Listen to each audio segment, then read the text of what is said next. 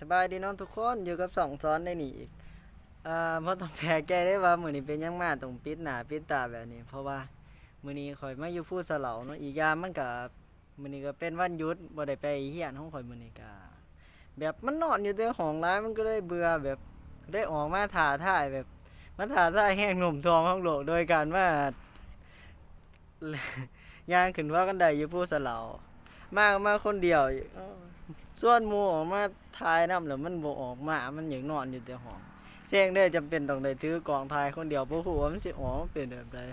แต่เกิดว่าย่างขึ้นไปนี่เป็นลมนี่ก็คือสิบ่มีไฟเห็นดอกถ้าว่าตอนแรกเขามาแล่นจะเห็นเดี๋ยวลองขึ้นก่อนเดี๋ยวขอย่างขึ้นไปอีกก่อนตอนนี้มันแดดร้ายมุมกล้องมันบ่ค่อยได้อีกขึ้นมาได้น้อยๆนึงย่างบ่ใกล้ดอกแบบบ่อยากให้ตัวเองเมื่อยร้ายปานใดนะเดี๋ยวมันสิบ่มีแห้งขึ้นไปหอดเทิงเดี๋ยวสีย่างคอยย่างขึ้นไปดักทายขึ้นไปเท่าน้อยเท่าน้อยอีกอย่างเขาก็มาดินนะเขาบ่ได้มาออกกำลังกายเขาไม่จะเป็นตัวเมื่อยได้ก็ได้เดี๋ยวเป็นลมมากมันสิยากเพราะว่าเป็นนักกีฬาสับเหนื่อยฉันจะบ่ออกใส่แมสนี่ตรงปดแมสรู้สึกเงามันยางคนเดียวนี่แหละชีวิตมันโสดเป็นต้องคนโสดนะสาวคนโสดนี่ก็คือสีดีกว่านี่แหละถ้าคนโสดก็คือสิมีแฟนไม่ยามน้ำแต่คือคิดไปคิดมาคือสิว่ามีผู้หญิงคนใดคือสิมาเป็นบ้ามายามน้ำข่อยจุกเมื่อยกับเมื่อยสูเป็นยางตากแง่ดีกว่าอีกแค่ต่างเกาะก็ข้ามเลยโอ้ตกปดแมสกินหนามวะใส่แมสแต่รอปดแมสแต่บ่ค่อยรอเลยมันนานปดขนาดมาขึ้นมาสำนีกันยังได้กินน้ำเลยนี่เตรียมน้ำมาน้ำยานตัวเองบ่ไว้เดี๋ยวเป็นลมมาจริงอ่ะว่าสิถือยาดมมาแต่เลื่อมซื้ออีกยานแท้หนึ่งมึงมีขาย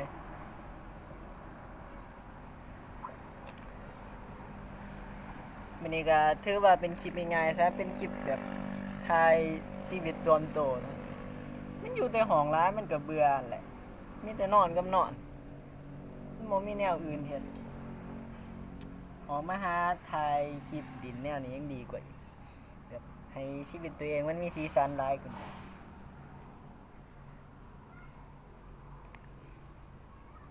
ไปย่างขึ้นไปน้ำกระต่อยอ้อย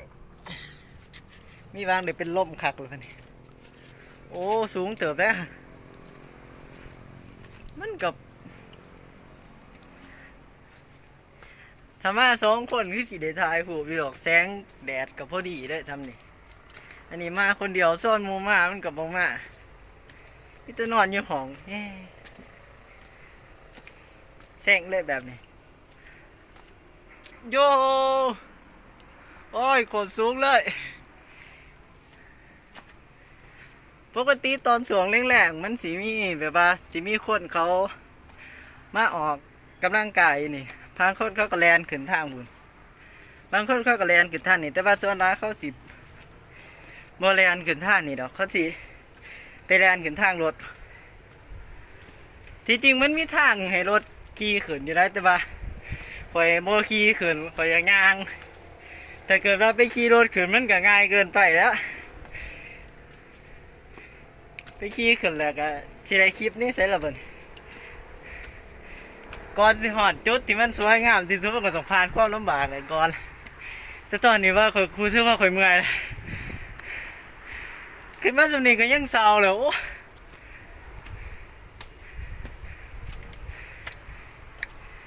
ขอนั่งพักก่อน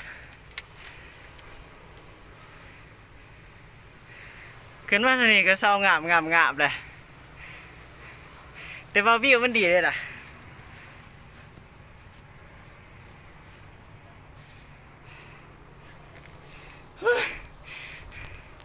วิวดีแต่ข่อยเมื่อย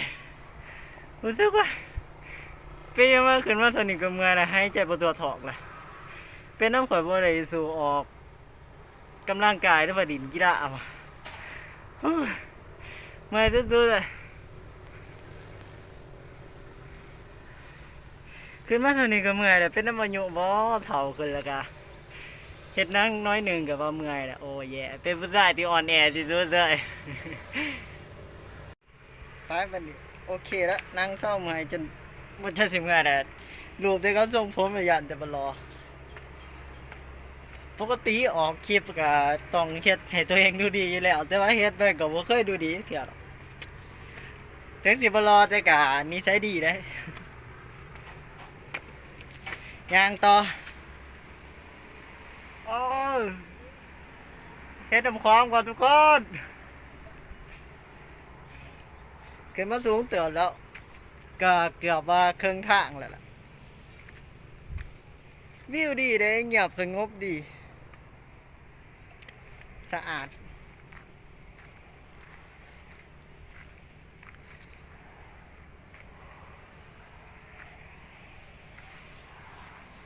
ช่วงนี้มันบ่ค่อยมีคนดอกเพราะว่าข่อยมาประมาณช่วงที่มันเมื่อบับมอเที่ยงน่ะแดดเปรี้ยงๆเด้แดดร้อนๆเด้เลยล่ะแดดเปรี้ยงๆแล้วก็ออกมาถ้าเกิดว่ามาช่วงแรกๆประมาณ3 โมง 4 โมงนี่สิมีคนหลายเพราะว่าเขาออกมาแล่นออกกำลังกายนี่แต่ว่าข่อยบ่ได้มาช่วงนั้นข่อยเน้นมาช่วงแรกๆเอามาให้มันตามงูไปด้วยอ้ายฮ้อนแต่มาแบบนี้ก็ดีได้แบบว่ามันสบายใจเฮาเองนะแบบบ่ต้องได้ต้นรถไฟน่ะมันก็คือสิมีน่ะช่วงหนึงแบบว่าช่วงที่เฮาอยากใช้ชีวิตแบบอยู่คนเดียวอยากมีไลฟ์สไตล์แบบไปไสมาไสแบบว่าไปคนเดียวง่ายๆว่าอยากโลดน่ะนะบ่ฮู้คือกันว่าบ่ฮู้ว่ามีคนเป็นคือข่อยหรือบ่ว่าข่อยอันสิมีอยู่ช่วงในเดือนหนึงหรือว่าปีหนึงก็บ่ฮู้จักสิบอกช่วงวันนั้นของเดือนมันแบบเป็นคือผู้หญิงอะนะแต่ว่าสิมีอยู่ช่วงหนึงแหละที่ข่อยอยากไปไสมาไสคนเดียวแบบว่าข่อยมักแบบมันมีความสุขดีว่าเฮาเฮ็ดหยังจักอย่างหนึงบ่ต้องไปวุ่นวายกับไผหลายน่ะปล่อยใจตัวเองไปตามอารมณ์ง่ายๆข่อยมักไปแบบนั้นล่ะคือเฮาอยากไปไสนี่เฮาก็ไปตามใจเฮาบ่ต้องไปไปสนกับคนที่มานำเฮาน่ะไปต่อบ่อยากย่างฟ้าแดดมื้อเดียวก็คือสิบ่ดำดอกก็วิวดีเติบอยู่ได้บ่ได้ว่ามีผาอีกสถานที่นี่ก็ผู้สะเหลานั่นแหละอยู่เขตบ้านคะแยงปากเซ่นี่แหละเขาก็บ่ฮู้หลายกันเพราะว่าข่อยบ่แม่นคนปากเซ่ข่อยเป็นนักศึกษามาศึกษาอยู่ปากเซ่น่ะ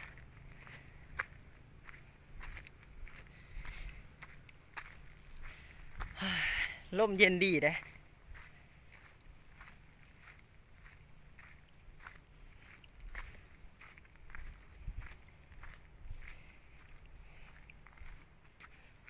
ประเทศลาวเฮาก็มีบ่อนท่องเที่ยวหลายอยู่ได้ว่าก็ได้บ่ได้น้อยหน้าประเทศอื่นคือกันแบบเป็นธรรมชาติดีบ่ได้เติมแต่งหยังหลายก็มีแต่เฮ็ดหันเฮ็ดนี่มาให้มันสะดวกสบายขึ้นนิดนึงยังรักษาความเป็นธรรมชาติไว้เสน่ห์ของธรรมชาติมันดีกว่าเสน่ห์ที่แบบว่าสถานที่ที่เขามนุษย์ต่างขึ้นนะมันเป็นของธรรมชาติเองมันสิใ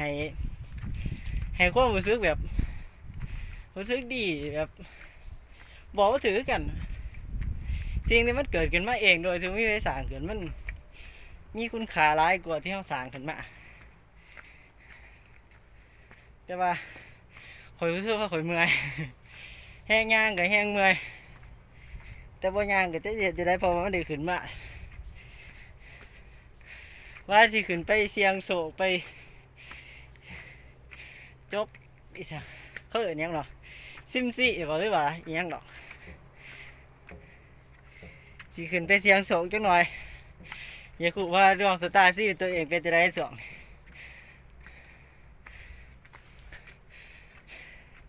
เมื่อยนี่บ่ได้เฮ็ดเอาได้หันใจงามๆนี่บ่ได้เป็นการแสดงนี่จริงจังโลดนี่แดดก็แดดสูงก็สูง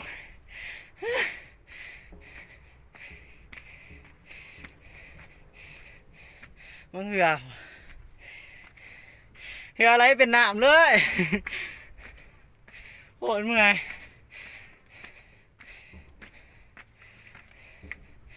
ปกติข่อยสิมากับหมู่แหละ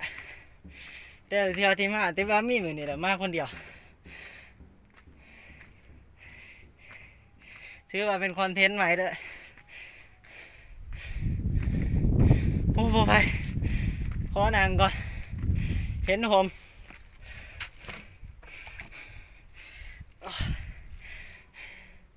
พบหักทุกคนนี่คือหักแทะใช่ละนี่หักแทะห้ามมันยากหรอกมาผู้สลาวก็เห็นแหละหักแทะเต็มอยู่หมดอื่นก็มีหักแทะอยู่แก้มทางก็มี มันเป็นหมกเริ่มเป็นหมกแล้วพอนั่งพักก่อนเช่นหน่อยเดี๋ยวจะยางเงินต่อรู้สึกว่าจะเป็นลมนะ 2,000 years later.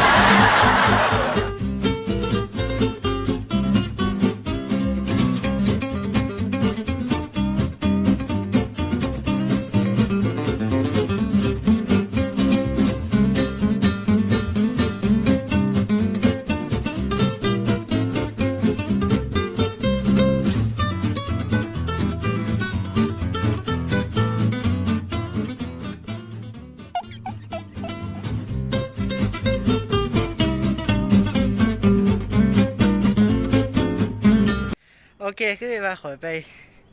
เซยมซีพันแล้วเนาะขอยได้กันที่เกาะเดี๋ยวไปหาวอนโฮมพมอ่านแดดร้ายห่อนพื้นห่อนให้ห่อนนาได้คือสิมาส่วนเดียวแหละส่วนเพศสิบ่มาอีกแล้วห่อนหลายเดี๋ยวไปอ่านเมืองกันว่ากันที่เก่ามันเป็นแนวอะไรหาวอนโฮมอ่านกันไปกันเด้อเดี๋ยวยางก่อนแดดร้าย 1 hour later. แต่คลิปข่อยก็สิบ่ทันนี่แหละเพราะว่าข่อยก็คลิปนี้ก็บ่ได้มีหยังหลายดอกเพียงแต่ว่าอยากขึ้นมาเสียงโจเบิ่งซื่อๆว่ามันสิเป็นแบบใด